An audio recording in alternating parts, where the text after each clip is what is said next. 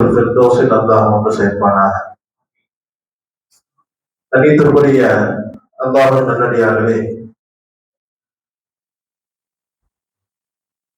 நமக்கு எவ்வளவு முக்கியமான வேலைகள் இருந்தாலும் பள்ளிவாசலில் அழைத்தார்கள் என்ற ஒரே விஷயத்திற்காக வேண்டி நாம் இங்கே ஒன்று சேர்ந்திருக்கிறோம். உண்மையிலேயே பெரிய நன்மைக்குரிய ஒரு காரியம் என்றுதான் நாம் சொல்ல வேண்டும். பள்ளிவாசலுக்காக வேண்டி எந்த ஒரு சின்ன ஒரு செயலை செய்தாலும் அல்லாஹ் அதற்கு நிறைய கூலிகளை வழங்குவான். ஏன்? பள்ளிவாசல் என்பது அல்லாஹ்வுடைய வீடு. அண்ணன் மசாஜிதா, பள்ளிவாசல்கள் அல்லாஹ்வுடைய வீடு. அந்த வீட்டுக்காக வேண்டி ஒரு சின்ன ஒரு காரியத்தை நாம் செய்தாலும் கூட அல்லாஹ் அதற்கு நிறைய நன்மைகளை தருவான். அல்லாஹ் ரொம்ப சந்தோஷப்படுவான். பள்ளிவாசலை கட்டுவதும் அதை நிர்வாகம் செய்வதும் சாதாரணமான காரியம் அல்ல. நபிமார்கள் செய்த காரியங்கள். குர்ஆனில் எடுத்து பாருங்கள். அல்லாஹ் தஆலா இப்ராஹிம் அலைஹிஸ்ஸலாம் அவர்களுக்கும் இஸ்மாயில் அலைஹிஸ்ஸலாம் அவர்களுக்கும் காபத்துல்லாவை கட்டுவதற்கு கட்டளையிட்டார். காபத்துல்லாவை கட்டியது இப்ராஹிம் அலைஹிஸ்ஸலாம், இஸ்மாயில் அலைஹிஸ்ஸலாம் என்ற நபிமார்கள். பைத்துல் முகத்தஸை கட்டியது சுலைமான் அலைஹிஸ்ஸலாம் என்ற நபி. மஸ்ஜிதுல் நபவியை கட்டியது, மஸ்ஜிதுல் குபாவை கட்டியது கண்படி நாயகம் முஹம்மது ரசூலுல்லாஹ் ஸல்லல்லாஹு அலைஹி வஸல்லம் அவர்கள். நாம் யோசித்து பார்க்கணும் என்று சொன்னால் அல்லாஹ் எவ்வளவு கட்டளை சொன்னாரா? கட்டிட்டு வேலை முடிஞ்சுன்னு சொன்னாரா? இல்லையே. கட்டிய பிறகு அதை நிர்வாகம் செய்வதும் அதை பராமரிப்பதும் அவர்களுடைய வேலையாக இருந்தது. அல்லாஹ்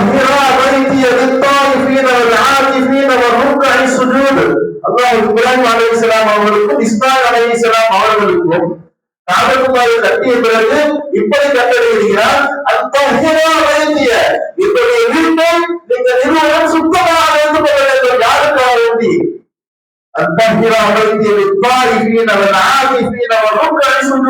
யாரெல்லாம் அந்த கவனம் செய்வார்களோ, யாரெல்லாம் அங்கே நன்றுவார்களோ, பெறுவார்களோ, சரிதா செய்வார்களோ, இந்த எல்லா மக்களுக்கும் நீங்கள் என்ன செய்ய வேண்டும்? பள்ளிவாசலை சுத்தமாக வைத்துக் கொண்டிருப்பது, சுத்தமாக வைக்க வேண்டும் என்பது பொறுப்பு என்று அல்லாஹ் இப்ராஹிம் அலைஹிஸ்ஸலாம் அவர்களுக்கும் இஸ்மாயில் அலைஹிஸ்ஸலாம் அவர்களுக்கும் சொன்னார். அப்போ கட்டுவதை மட்டும் அவங்களுடைய வேலை அல்ல, கட்டிய பிறகு அதற்கான வேலைகளை எல்லாம் செய்வது, பராமரிப்பு செய்வது, இதெல்லாம் நபிமார்களுடைய வேலையாக இருந்தது என்பதை குர்ஆனின் மூலமாக நாம் பார்க்கிறோம். கணித்துக்குரிய அல்லாஹ்வின் நல்லடியார்களே, நபிகள் பெருமானார் ஸல்லல்லாஹு அலைஹி வஸல்லம் ஹதீஸில் சொல்வார்கள், மன் தவப்பா ஃபீ பைத்திஹி ஃபஅஹ்ஸன வுது சும்ம அத்தல் மஸ்ஜித ஃபஹுவ ஸாஹிருல்லாஹ். யார் வீட்டிலேயே வுது செய்துவிட்டு பள்ளிவாசலுக்கு தொழுகைக்காக வேண்டி வருகிறாரோ அவர் ஸாஹிருல்லாஹ், அல்லாஹ்வுடைய விருந்தாளி, அல்லாஹ்வை பார்ப்பதற்காக வேண்டி பள்ளிவாசலுக்கு வந்திருக்கிறார். அது ஏதோ செய்யல, வீட்டுல வுது செஞ்சுட்டு தொழுகைக்காக வேண்டி பள்ளிவாசலுக்கு வந்தால் அவர் யார்? அல்லாஹ்வுடைய விருந்தாளி, அல்லாஹ்வை பார்ப்பதற்காக வேண்டி வந்திருக்கிறார். விருந்தளிப்பதன் மீது கடமை, யார் வந்திருக்கிறாரோ அவருக்கு விருந்தளிப்பது என்பதாக நபிகள் பெருமானார் ஸல்லல்லாஹு அலைஹி வஸல்லம் அவர்கள் சொல்வார்கள். பள்ளிவாசலுக்காக வேண்டி தொழுகைக்காக வேண்டி வந்தாலே அவர் அல்லாஹ்வுடைய விருந்தாளி என்று சொன்னால், இந்த பள்ளிவாசலுடைய வேலைக்காகவே தன்னை அர்ப்பணித்துக் கொண்ட இந்த நிர்வாகிகள் அவர்கள் யார் என்பதை நாம் யோசித்து பார்க்க வேண்டும். அல்லாஹ் இந்த குர்ஆனில் ஒரு ஆயத்திலே நிர்வாகிகளுடைய தகுதி என்ன, அவர்கள் என்னென்ன பண்புகள் இருக்கிறது என்று நீண்ட ஒரு பட்டியலை சொல்லிவிட்டு கடைசியாக அல்லாஹ் சொல்வார், இந்த நிர்வாகிகள் அவர்கள் அல்லாஹ்வுடைய ஹிதாயத்தை பெற்றவர்கள், அல்லாஹ்வுடைய நேர் வழியை பெற்றவர்கள் என்று அல்லாஹ் காட்டுவார். அனைத்துக்குரிய அல்லாஹ்வின் நல்லடியார்களே, பள்ளிவாசலை நிர்வாகம் செய்வதற்கு அவ்வளவு சிறப்புகள் இருக்கிறது. ஒரு சாதாரணமான ஒரு பெண்மணி தினமும் பள்ளிவாசலை கூட்டிக் கொண்டிருந்தார், சுத்தம் செய்து கொண்டிருந்தார். திடீரென்று காணவில்லை. கேட்டால் ஒரு தனியார் நிர்வாகம் கேட்டால் அவர் என்றால் ஒரு சாதாரணமான ஒரு அடிமை பெண்ணாக இருந்தார். சஹாபாக்கள் இன்ஃபார்ம் கூட பண்ணல, சொல்ல கூட இல்லை. அவங்களை பெற்று யாருக்கும் செஞ்சுட்டான். அவரது பெண்மணியை தேடி இங்க பெண்மணி வரவில்லை என்பதை கேட்டு கடைசியாக அவருக்கு செய்தி தெரிந்தது அந்த பெண்மணி இறந்து விட்டார் என்பதாக. அடிமை பெண் பெருமானா சல்லாசம் சஹாபாக்கள் கோவப்பட்டார். ஏன் என்ன சொல்லல நீங்க? ஏன் என்ன நீங்க சொல்லல?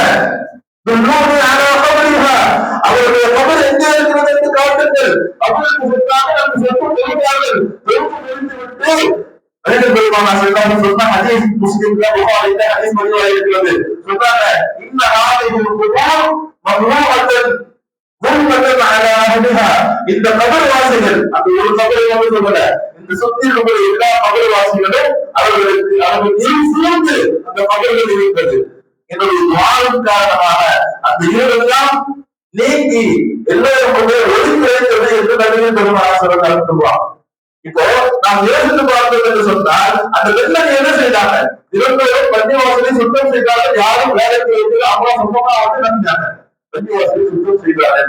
பள்ளிவாசலை சுத்தம் செய்த அந்த பெண்மணிக்கு இவ்வளவு சிறப்பு என்று சொன்னால் பள்ளிவாசலே தன்னுடைய சிந்தனையாக வைத்து எப்பவுமே இயங்கிக் கொண்டிருக்கக்கூடிய நிர்வாகிகளுடைய சிறப்பு எவ்வளவாக இருக்கும்?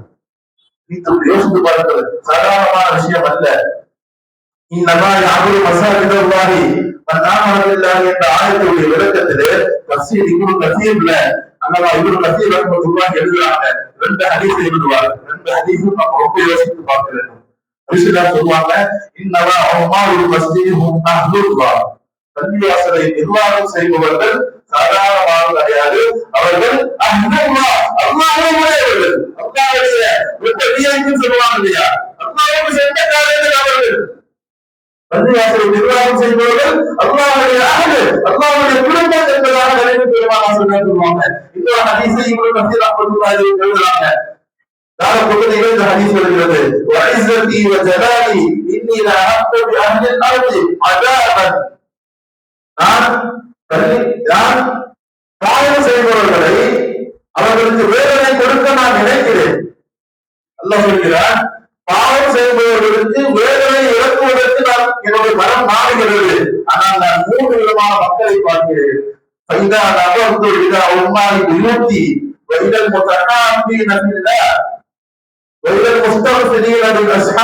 பள்ளிவாசலுடைய நிர்வாகிகளை நான் பார்க்கிறேன். இரண்டாவது எனக்காகவே ஒருவர் நண்பனாக இருக்கிறார்களே, தோழமை வைத்துக் கொண்டிருக்கிறார்கள், அவர்களை நான் பார்க்கிறேன். மூன்றாவது காலையில அதிகாலையில எழுந்து தஹஜ்ஜுடைய நேரத்தில் எல்லாரும் யாரெல்லாம் வெளியேறுகிறார்களோ அப்படிப்பட்ட மனிதர்களை பார்க்கிறேன். இவர்களை எல்லாம் பார்த்துவிட்டு நான் அந்த வேதனையை காலையில் இருந்து அந்த வேதனையை தூரமாக ஆக்குகிறேன் என்பதாக அல்லாஹ் சொல்வதாக நபிகள் பெருமானார் சொல்லுவாங்க. பள்ளிவாசலை நிர்வாகம் செய்யக்கூடிய அந்த நிர்வாகிகளுடைய நன்மையின் காரணமாக பாவங்களுக்கு வரக்கூடிய வேதனையை கூட அல்லாஹ் தடுத்து நிறுத்துகிறார் என்று சொன்னால் அந்த நிர்வாகிகளுடைய நன்மை எவ்வளவு இருக்கும் என்பதை நாம் யோசித்து பார்க்க வேண்டும். கணிக்கக்கூடிய உதாரணத்தை இப்படி குர்ஆன் ஷரீஃபிலே ஹதீஸிலும் இந்த நிர்வாகிகளை பற்றி நிறைய சிறப்புகள் இருக்கிறது. நாளை மறுமையிலே நிழலே இல்லாத இடத்திலே அல்லாஹ் அரசுடைய நிலத்திலே 7 வகையான மனிதர்களுக்கு அல்லாஹ் இருப்பான். அதிலே ஒரு மனிதராக ஒரு கூட்டமான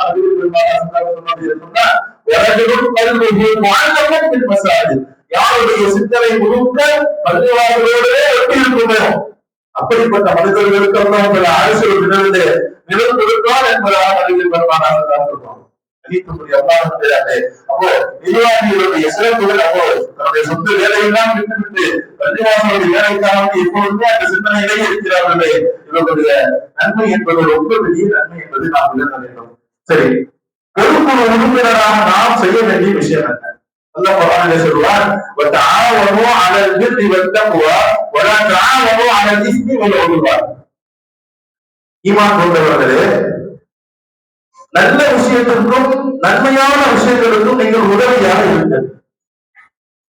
பாவமான விஷயங்களுக்கும் அல்லாஹ்வுக்கு மாறு செய்யக்கூடிய விஷயத்திற்கும் நீங்கள் உதவியாக இருக்காதீர்கள். ரெண்டு விஷயத்தில் அல்லாஹ் சொல்லிட்டார்.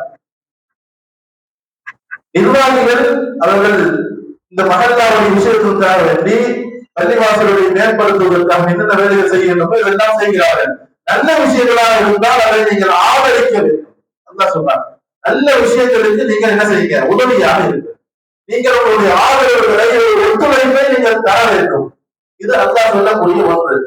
ஒரு வேலை நிர்வாகிகள் என்றோ அல்லது ஏதாவது வேலைகள் ஏதாவது குறைகள் இருந்தால் அதை நல்ல முறையிலே அழகான முறையில எடுத்து சொல்லி அதை நாம் திருத்துவதற்கு நாம் முயற்சி செய்ய வேண்டும். இது ஒரு பொது உறுப்பினராக நாம் செய்ய வேண்டிய விஷயங்கள். உமரது எவ்வாறு வாழ்பவர்கள் முதலாக கலீஃபாவாக ஏற்ற பிறகு, கலீஃபாக ஆன பிறகு முதல்ல மிம்பர்ல ஏறி குத்பா கொடுக்குறாங்க, மக்களுக்கு பிரசங்கம் செய்கிறாங்க.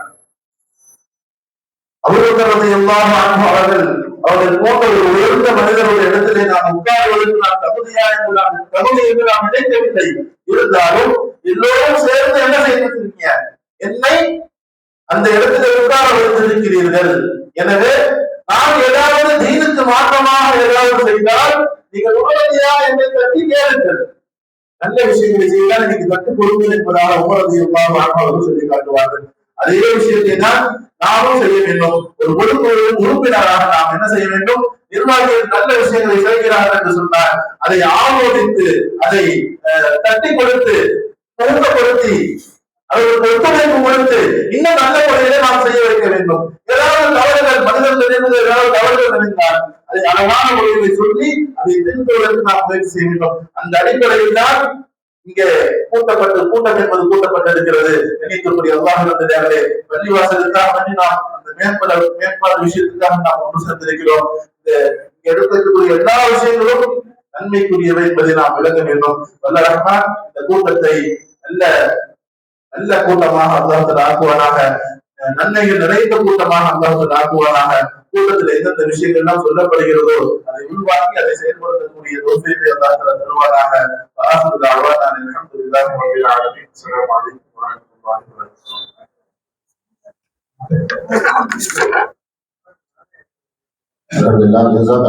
அவர்களுக்கு அரிய கருத்துக்களை சிறப்பாக தந்த மாணவர்கள். அடுத்ததாக பள்ளியில் செயல்படக்கூடிய மக்தப் மதரசா அதனுடைய செயல்பாட்டு அறிக்கையை வழங்குவதற்காக நம்முடைய துணை செயலாளர் மரியாதைக்குரிய ஜனாப் மாமல்லா சாஹிப் அவர்களே